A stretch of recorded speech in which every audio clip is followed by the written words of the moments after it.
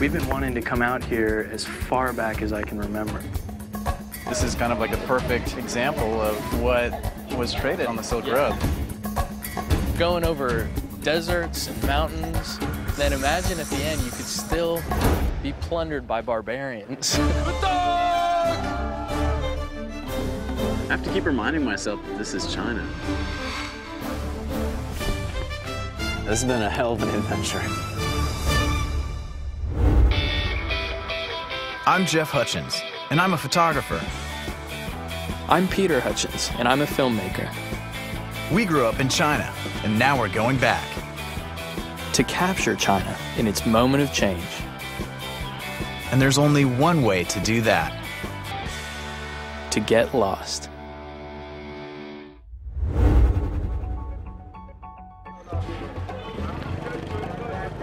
Check out all these spices over here. You can smell them, actually. Yeah, you really can. Man. Hey, how's it going? 这个都是什么？调料和这个 So spices and tea? Spices and tea. Can we smell it? Can I try this one?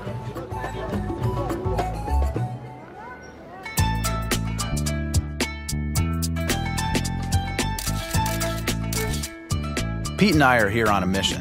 Like everyone else who passes through the ancient city of Kashgar, we're looking for a deal. It's the Muslim holy month of Ramadan, so everyone is out buying new outfits to look their best for the coming celebration. Now we just have to figure out what we're looking for. In Xinjiang, hats are more than just a fashion statement. They're a reflection of Muslim culture, which surprisingly is the main religion in this part of China.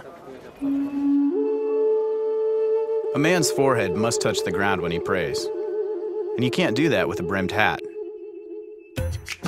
So they design all kinds of hats without brims or visors, and this market is full of them. Hello! Irresistibly cute kid as pitchman. Don't tell me this hasn't been happening for the last few thousand years, passed on from one generation to the next, and for good reason. It works. What's your name? Alem. 你现在做什么? Do you have hats? Hat. Okay. I think that is definitely. This is the new look for winter. Yeah. I feel like really rock star. Do you like it? Do you really like it? Different. Why are you laughing then? You look like kind of one of Donald Trump's wives or something. Okay. All right. Actually, if you put a little bit of gel in that, and then just kind of flared those out. I'm feeling it. Yeah. This feels so right. Should I wear it at a little bit of an angle, kind of off to the side, a little more attitude? Yeah. You know those monkeys, the Japanese monkeys? Like that have, the hot bath monkeys that have like the red skin and like the really crazy white fur? I totally look like a macaque monkey. I think we're gonna look a little bit more. This is one of the most isolated parts of China, the Xinjiang region. And Kashgar is one of its largest cities. I mean, this is a region that we have always wanted to go to ever since we were little. And, you know, we haven't been able to for one reason or another, whether it's because this area was kind of off limits to foreigners or just, I mean, it's far too, you know? Kashgar is just about as far west as you can get in China. And back in the old days of the Silk Road, merchants would breathe a sigh of relief when they rolled into town. The city provided a welcome respite from the heat of the desert. And Western traders traveling through the treacherous Pamir Mountains would know that their journey had been worth it when they finally reached Kashgar. Kashgar feels really different. It's not like any other part of China we've seen before. Yeah, no, I mean, you feel really far away. Yeah. And even like the faces and stuff feel far away. I know. Like if you look around here, no two faces are alike, and you don't see anybody that looks even remotely Chinese. That's because these people are Uyghurs, more closely related to Turks than the Han Chinese, who make up over 90% of the country's population. If you look at a map, Kashgar is closer to Moscow and New Delhi than it is to Beijing. And it played an important role back in the days of the Silk Road, a central location next to one of the few mountain passes camel caravans could get through. The Silk Road began as a route into China around 300 BC and grew to span over 6,400 kilometers during the Roman Empire. And for the next few centuries, if the Chinese wanted to get their goods to markets in the Middle East and Europe, a good plan was to go through Kashgar. Or if Westerners wanted to bring their goods to China, this was a common route they took. And that's why we're here, to retrace some of the most ancient parts of the Silk Road, to get a sense of what it was like in the past and what's in store for the future. With so many people coming and going through Kashgar for centuries, the city is a cultural melting pot. But with China's recent surge in modernization, we want to see which traditions are surviving, evolving, or disappearing entirely. One thing that hasn't changed is Kashgar as a commercial center. For those camel caravans heading through the mountains, this was the place to buy, sell, and trade. And a lot of money changed hands in the city's markets and bazaars. And it's no different today, especially with the fast-breaking festival after the end of Ramadan. This place is crawling with people, and I mean, you see like copper, and you see fruits and vegetables, and well, it has a real kind of trading feel and stuff, it looks like. And I can't tell who's buying and who's selling, and I can't tell who's going to hit me on their motor scooter either. Uh-oh, watch the bus.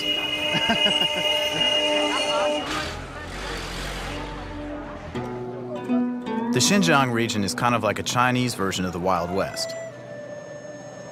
It was a rough and tumble frontier kind of place, where the men carried swords and knives and knew how to use them.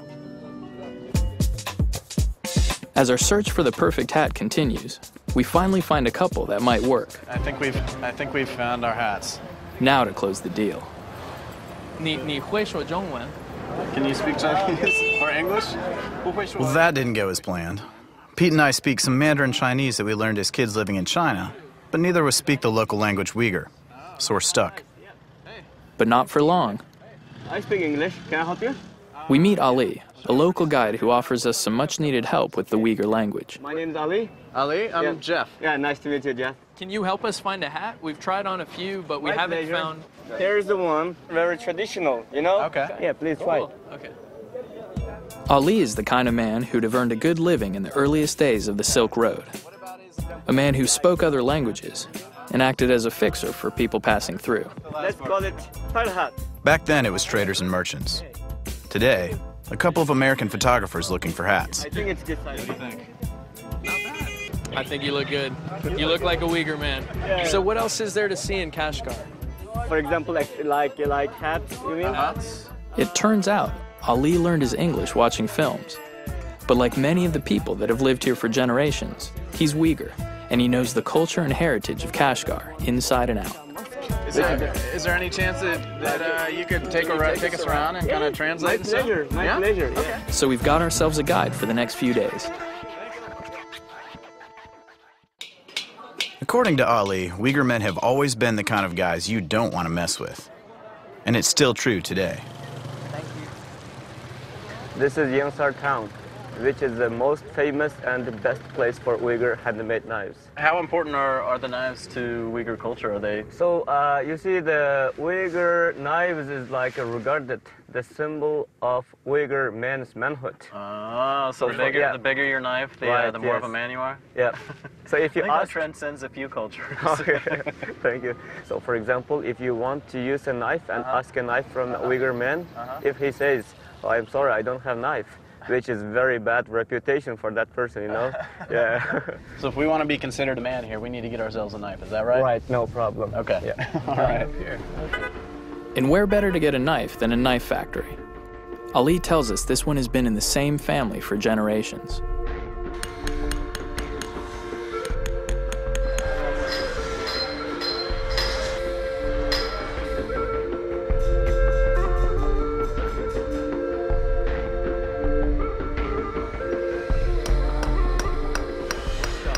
So this is where the magic happens, Ali? Right. Oh, wow. Check out those smarts. That's awesome. We better step back a little bit. I already had my shower today. Yeah, What is he doing? sharpening the knife. How long does it take them to learn how to do this well? Bıçakını yasashni o'rganish qancha vaqt ketadi? 5 yil ketadi. 5 years. Well, can I give this a shot? You just try. Yeah, when in Rome. Okay, When in Kashgar. Can I try that? Can I borrow the specs? And these were the same kind that I was going to get from the optometrist anyways a couple weeks ago. Oh, nice. Do I look the part? Either that or I could be Kim Jong-il. What do you think? A little bit bigger hair, a little more Corbusier. Who knows? All right, so I just want to make sure that I don't sit directly on there. Is that right? That would be a little uncomfortable?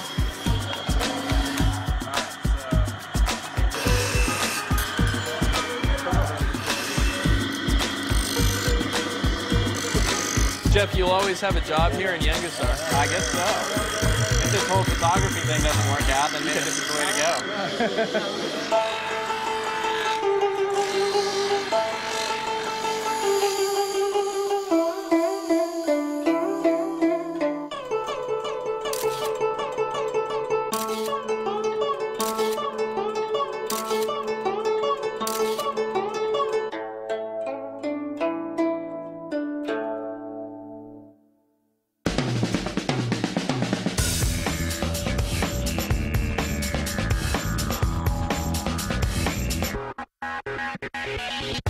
Ali is taking us to see a sporting event that dates back thousands of years and is a popular pastime for Uyghur men. After months on the road, the caravan traders were eager for entertainment, and who knows, perhaps a little gambling on the side.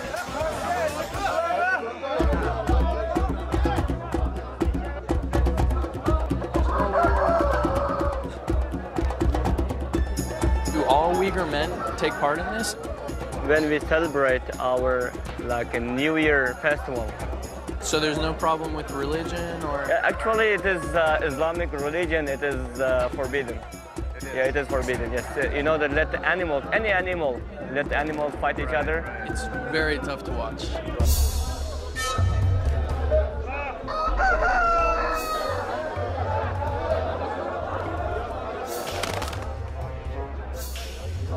How do you know when one of the cocks wins? I mean, is it fighting to the death? For example, if the brown cock stops or run away, which means it lost. Call me sentimental, but there's something about watching two roosters rip each other to shreds that reminds me of the fights Pete and I had as kids.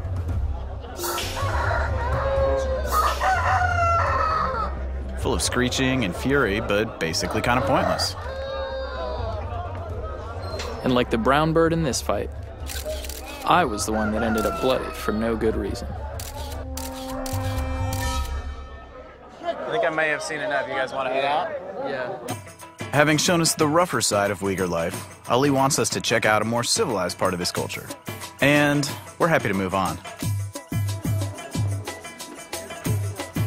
With traders always passing through the city, the people of Kashgar would have been among the first to hear about new inventions or innovations in something as universal as music. For Uyghur people, we love music. Man, Ali, you weren't kidding there. It's all kind of traditional music instruments. So like guitars, what else? Right, A whole lot different from any other ones. So everything. Can I try this one? Yeah, why not, please. Okay. Be careful.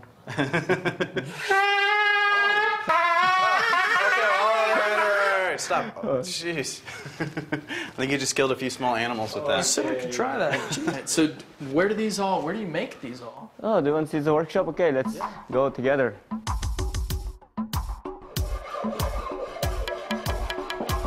Here's the workshop. So all of the instruments that we saw on display out there, they make them back here? Yes, all made here, like by hand. This skill has been handed down to Uyghur craftsmen for generations. And throughout history, the ability to coax sounds out of inanimate objects has always led to this: the impromptu jam session.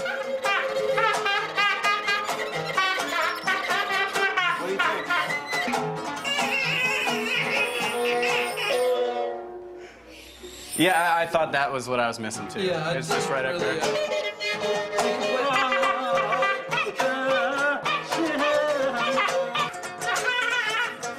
think we should quit our day jobs, but thank you, sir. Thank you. Thank you.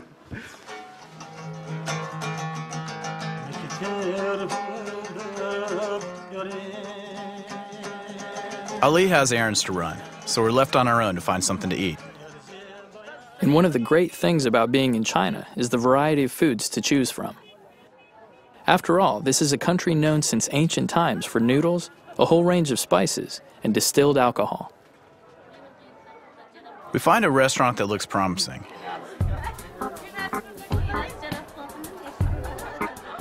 Inside, everyone is eating kebabs. It must be the house specialty. Okay, check out the menu. A quick look over the menu, and we realize we're in over our heads.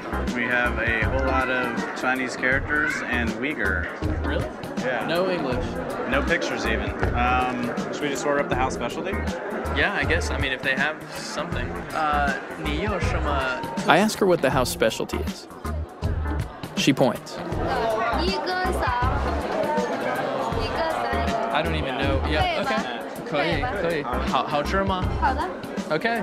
Let's do it. Says it's good. All right. All right, here's hoping. Yeah, exactly. Since they're Muslims, the Uyghur don't eat pork. So we're pretty sure we've ordered something made out of lamb. Or maybe goat.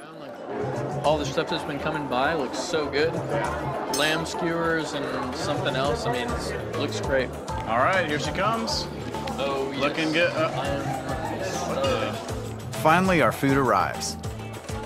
The house specialty is, Wow. goat's head? Oh my goodness.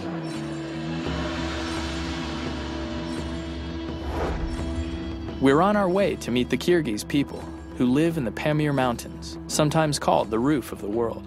These mountains cross over the western edge of China, on the border of Tajikistan, and will be following pretty much the same path as the silk traders did centuries ago. This was probably one of the most difficult parts of the journey to the Middle East and onto Europe. A winding trail through snow-capped peaks, where avalanches and rock slides were par for the course. Ali, how many people would travel together in one caravan? In one caravan, about 10, 15, 20 caravans travel together, especially on this road. 50, 60, 100 people. Why would so many people travel together?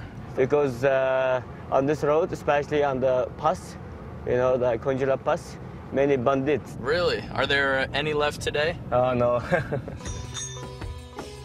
At its full 6,400 kilometer length, a trip along the Silk Road could take traders months to complete. And a quick look at the landscape tells you why. You see those mountains off in the distance? Yeah. Ali, these red mountains are incredible out here. Yeah, so Kunlun Mountain, you can see many different kind of color here. Is that where we're going out there? Yep, we went the other side of that mountain. It's Gungur Peak. Ali tells us there's no fresh fruit or vegetables where we're headed. So like ancient traders looking to ward off disease, we better stock up. This is opal, so it is a good place to get some fruits. Okay, let's let's go out to get some fruits. Oh, they have all kinds of fruits. Asian pears, Okay, let's watermelon. see. Watermelon, sweet melon, apple, grapes. Okay. Many different kind of fruits. Oh yeah, pomegranates I love and pomegranates. pears. Yeah.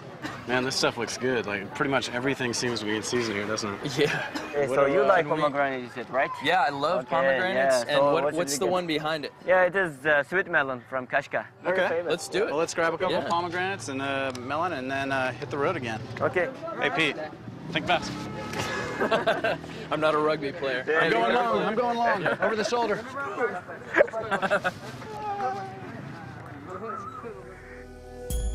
We still have a ways to go, but as we get closer to our destination, the majesty of the Pamir Mountains becomes evident. Some of these peaks are over 6,000 meters high.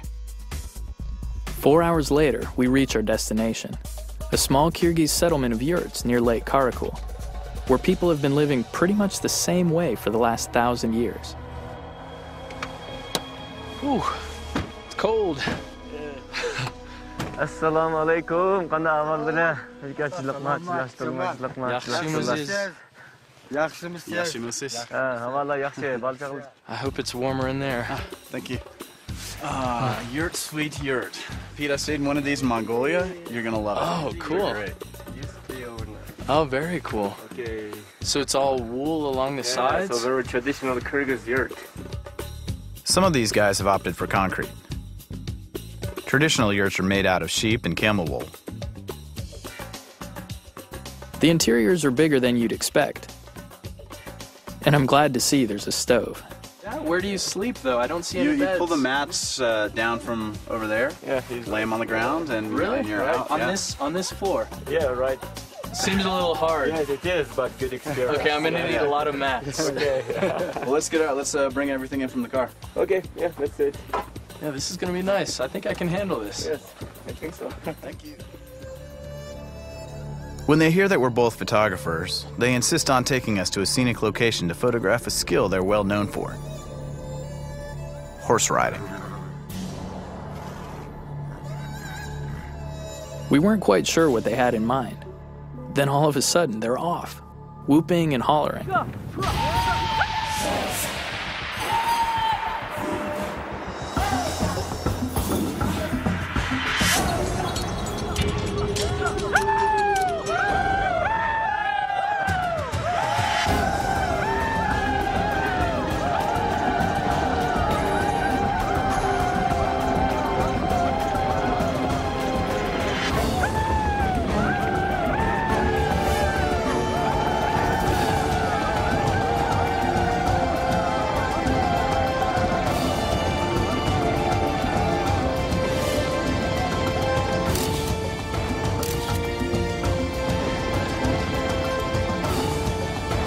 For just a moment, I had the sense of what it must have been like back in the old days, when a bunch of knife-carrying horsemen bore down on your caravan, and you had no choice but to fight, or abandon all those silks and spices you've been hauling around for months. Then, as suddenly as it started, it was over. There were a few final whoops, and then everyone got off their horses and went home to bed. Which sounded like a pretty good idea to us, since we'd be warned we'd be waking up at dawn.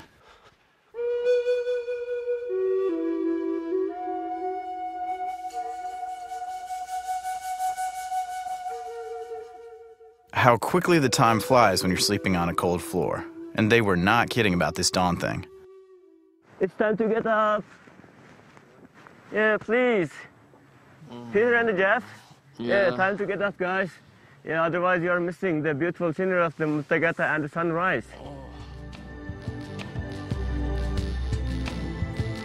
The light is amazing, so we grab our cameras and head for the hills. And there are plenty of hills around Lake Karakul.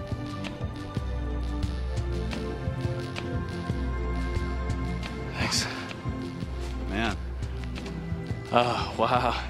Let's go up this way. Looks like it's already up. You see it reflecting off the water there? Man, this is such a lunar landscape, isn't it? Yeah. Yeah, totally.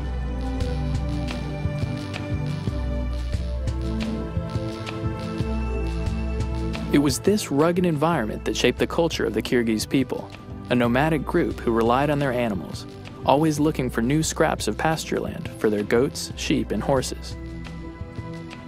If you were a Kyrgyz, you dealt with animals all the time, raising them, feeding them, and riding them.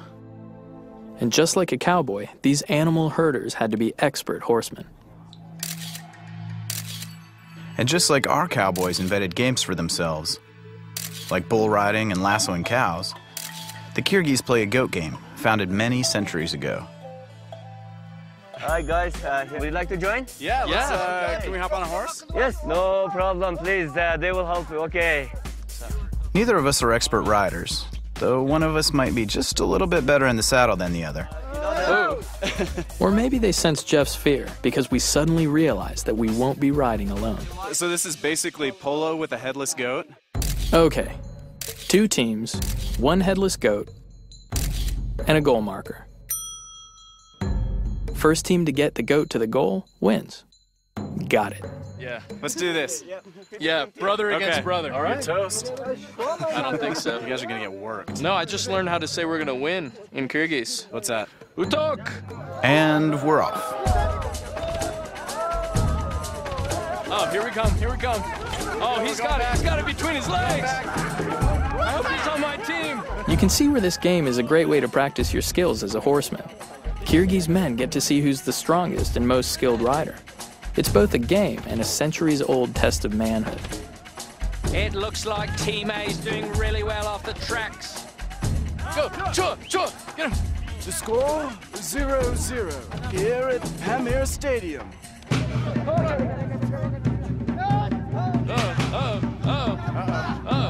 Here we go. Let's block for him, Yeah.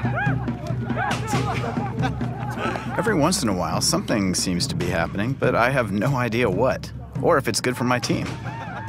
Partly that's because I have no idea who's on my team. Or even where the goal is.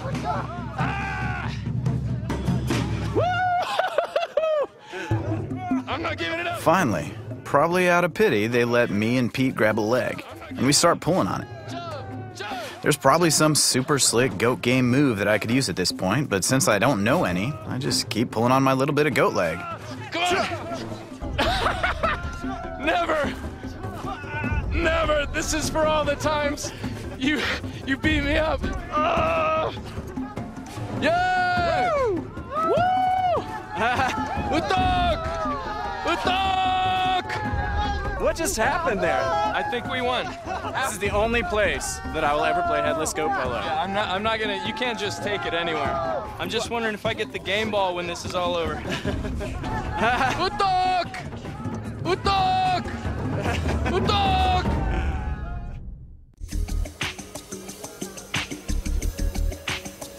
We're back in Kashgar to see how a largely Muslim city celebrates the end of Ramadan, the Islamic holy month of sacrifice and fasting. The Muslim religion came to this region centuries ago along the Silk Road. So this is Etga Mosque, the biggest mosque in China. So on the festival time, now it's Ramadan. End of the Ramadan, we have a big celebration. And 50,000 people.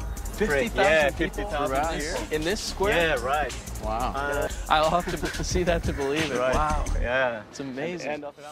During Ramadan, Muslims are required to fast during the day. At dusk, vendors start preparing food for the hungry worshippers. Everyone is ready to eat. Oh, wait, here we come. Okay. So what are these? These look... So this is like stuffed bun. We call it samsa. Samsa? Yeah, it is kind of like a baked in the samosa special sort of oven. Can we try it? Yes. And Is it hot? It is hot, yes. And it is mixed inside.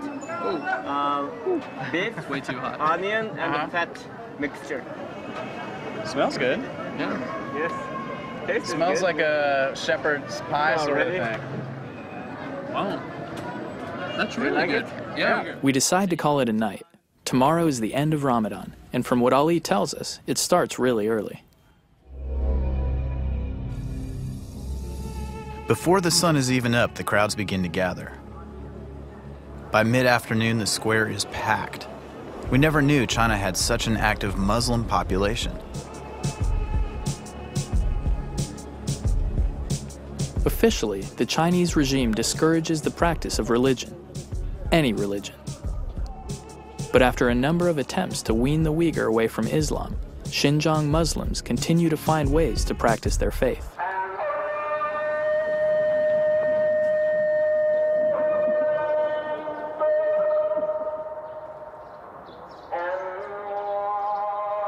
Today, many Chinese Muslims are pretty much free to practice the religion they acquired over 1,000 years ago.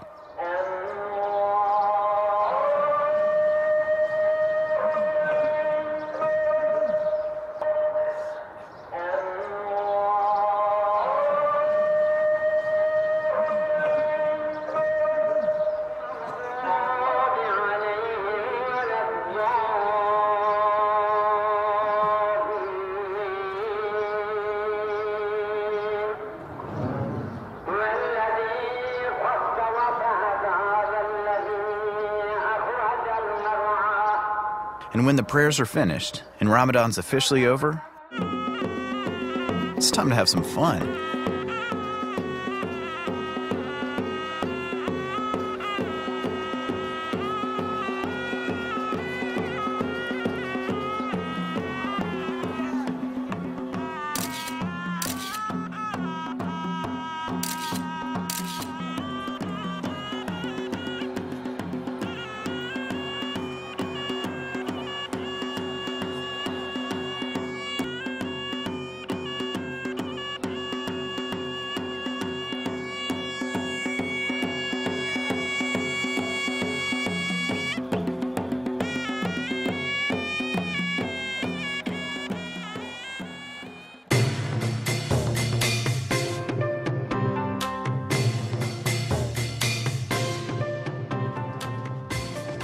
That night, we wandered through the streets of Kashgar, watching the city celebrate the end of Ramadan. You can see everyone's out here.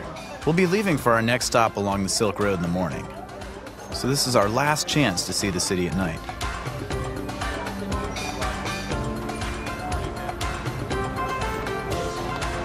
Near the center of town, we get our first reminder that we're still in China. The bright lights of a central square and a familiar face. Mao Zedong, the founder of Communist China, stands tall over the city. Muslims, in the shadow of Mao. Would he recognize modern China? We're on a highway, headed south towards the Jade capital of China, the city of Hotan. It's a 500-kilometer trip, most of it on a single highway through the infamous Taklamakan Desert, near the Kunlun Mountains in western China. And you can see why camels would have been useful. This place is just barren. Sand, sand, and more sand. Man, there's nothing out here. Just hope our Jeep doesn't break down. Along the way, we drop by to see an old friend of Ali's, a traditional falcon hunter. Hello. Looks like a serious bird. Hello. Right. The falcon is so still here. How do they train the falcon? They just carry like this for 10, 15, 20 days. Does his arm get tired? No. He got a big muscle right here, big bicep. Right, yeah, every day. So his arm also trained it very well. Right. Wow. Man. I don't think he likes me.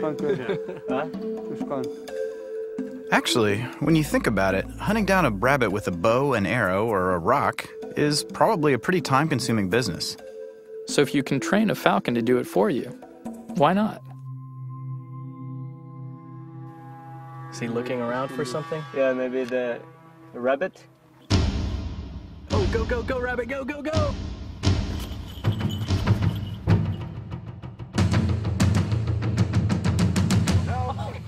Oh. Yikes. Oh, jeez. Oh, I that didn't scream. Yeah, the crunch is the crunching sound. Oh, wow. Ooh, no wonder this glove is so bloody. Yeah.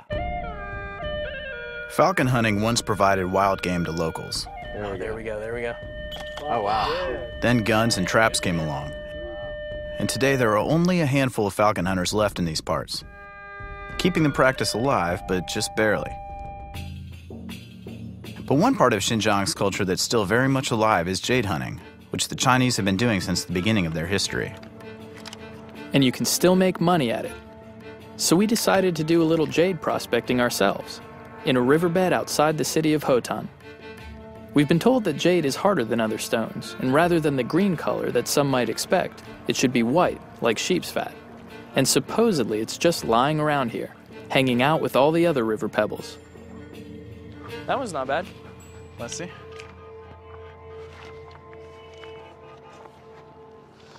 Maybe. I think if it sparkles too much, though, it's quartz. All that glitters is not jade. My tool broke. Yeah. Put it down. Try with your hands.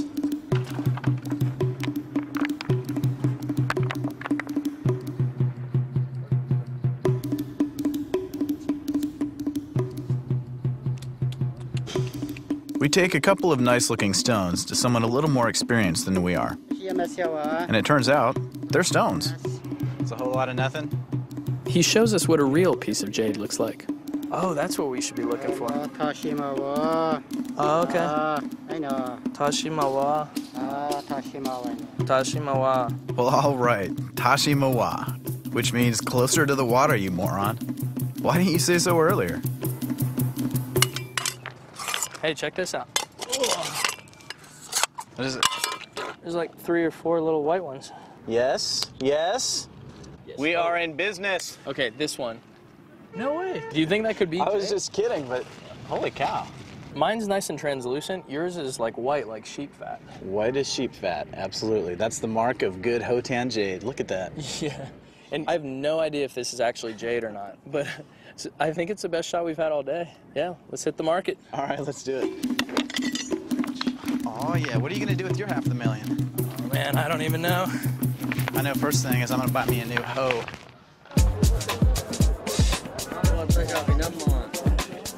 To our surprise, the jade market is hopping, with lots of people buying and selling stones. In ancient China, jade was considered more valuable than gold. Later on, emperors accepted raw jade from this area as a form of tax. Especially the precious white jade, like the ones we think we've just found. We've also been told that a piece of white jade the size of a quail's egg can be sold for thousands of American dollars. Excuse us. Coming through, we got some real jade here, folks. Real jade. I think I found a good piece of jade. It was shining. What is it? Wait, why is he laughing? Why is he laughing? Is he not getting it? That's not what I need. I don't want him to say. He said it's Nothing. Nothing.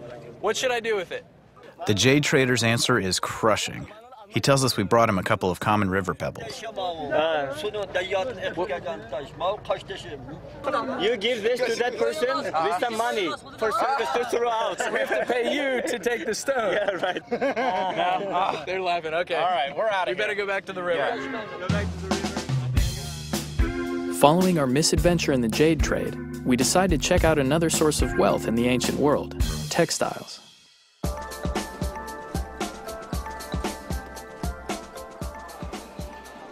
This rug-making shop employs about 100 women who make about 40 rugs a day out of wool and silk. All the fibers are dyed using natural pigments, like onion skins for yellow, blackberries for purple, marigolds for brown. They're using the same techniques that have been handed down for generations, which means that if a woman who made rugs centuries ago suddenly materialized here, she'd be able to sit down and go right to work.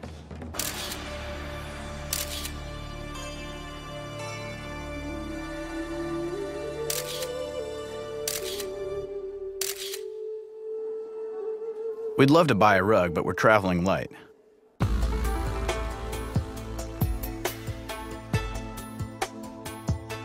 But no trip down the Silk Road would be complete without silk. And Ali knows just where to look. What kind of stuff do they sell here? You can find everything except chicken milk on this market. That's great. Well, Pete, maybe we should get something for Mom while we're here. Yeah, that would be a good idea. So I recommend you to get some silk because Hutchens is most famous place for silk on the Silk Road. There's so much to choose from, I hardly know where to start. Man, look how bright those are. Right. Yeah. Wow. Oh, those blues are nice. They really pop, don't they? Yeah. Check this one out. Okay, here we go. Ali? Yes? You have to try this on. Ollie, you look beautiful. You look absolutely breathtaking. I like that one. Yeah, I really looks do. good. Can you ask her how much it is? Bravo, Nico. Is that good? 350, she said. All right, tell her 200. We can do 200, but we can't go higher than that. Okay, you get it for 200. All right. Okay, good. Well, I'm sure that my mom will enjoy her scarf. It feels even more special to take a real part of the Silk Road with us, something traders have been doing for centuries.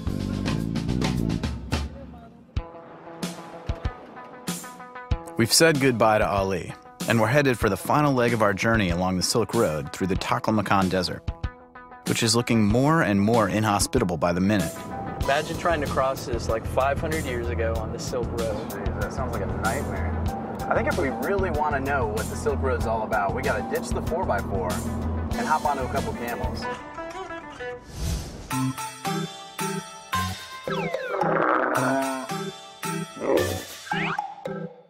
Ali said we'd see camels alongside the road, and he was right. Now it's time to hitch a ride.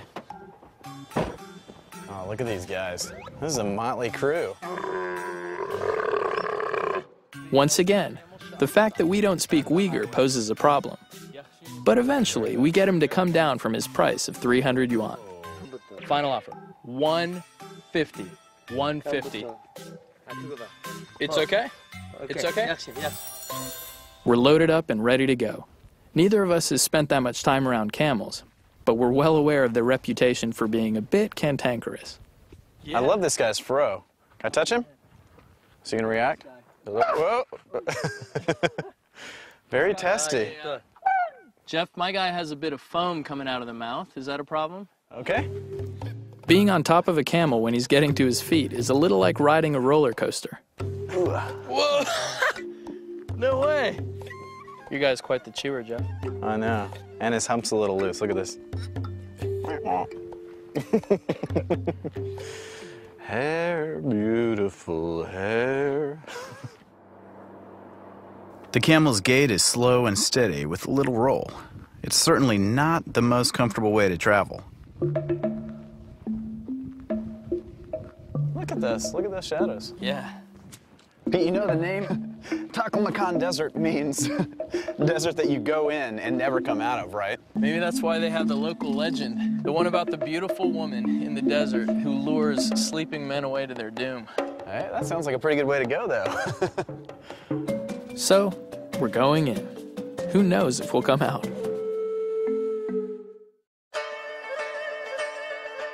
It's hard to imagine spice merchants spending months slogging over the Taklamakan Desert. I get the feeling that time meant a different thing in the 9th century than it does today. I just couldn't imagine being out here for days at a time. No joke. There's nothing out here but dunes. Yep. Dunes and a camel train. Let's see. I just love how the shadows, you know, fall on these dunes as the afternoon gets later. Everything looks like it has such a creamy texture, you know? Yeah. Yeah, I mean, if we were out here as part of a, you know, a trading caravan, how long do you think it would have taken to cross, you know, to come all the way from, you know, someplace in the Middle East out here? That would, I mean, it's just a mind-boggling amount of time. Months. And you're going over deserts and mountains and all kinds of passes. And then imagine at the end you could still be plundered by barbarians. I know. That's crazy. Yeah, there is absolutely nothing out here. I have to say I'm kind of glad we're doing this today and not 500 years ago. And then, out in the middle of nowhere, we hear a familiar sound. Is that one of the guy's cell phones? Yeah. It's a strange blend of the very old and the very new, and reminds us how much the world has changed since the first caravans passed through these dunes.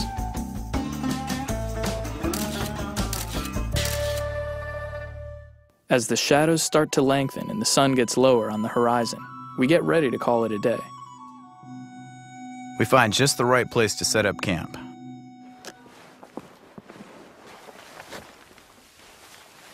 As I build a fire, I can't help feeling like the old travelers of the Silk Road must have felt.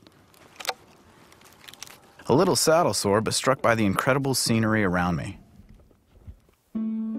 So we decide to break out the cameras. The sun's falling quickly, and there's no better time to shoot, especially when there's nothing except sand and shadows to see. Being in the desert must be a little like being at sea.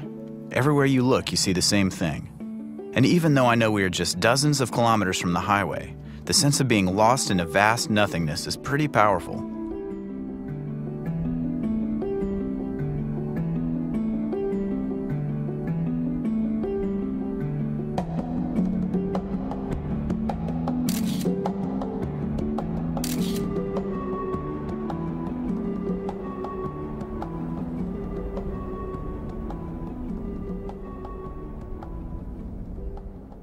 It's our last night in this part of China, so it seems fitting we should spend it under the stars, in front of a campfire. This has been cool, coming, you know, finally getting to come out here and seeing all of Xinjiang. It's great that we had, you know, we're able to come out here together. We've been wanting to come out here as far back as I can remember. Yeah. I mean, I just remember from being so little and living in China and wondering what this part of China was like. Yeah. Not being able to come out here. And finally, we've had a chance to see it. And the coolest thing was to see how much Islam, which came by way of the Silk Road, has just transformed this part of China. You know, to be honest, I've been pretty surprised to see how much influence of the Silk Road there still is in this area. You know, whether it's food, religion, or, you know, just people's faces. I think what really brought it home to me was at the mosque the other day for the prayer, you know, just seeing 40 or 50,000 Uyghur Muslims praying there. Like, I couldn't believe that I was seeing that kind of religious display in China. That blew my mind.